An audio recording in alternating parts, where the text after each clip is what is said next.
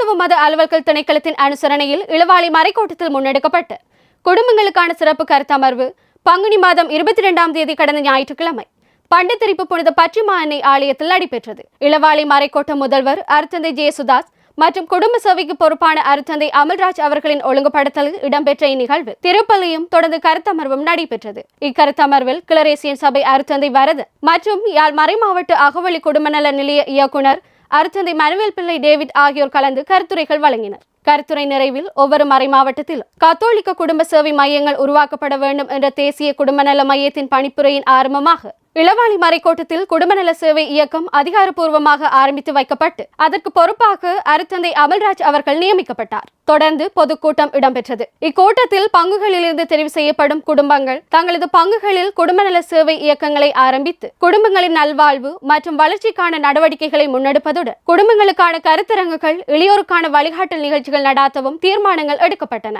இந்நிகழ்வில் இளவாலை மறைக்கோட்ட பங்கு பிரதிநிதிகள் பங்கு பெற்றனர்.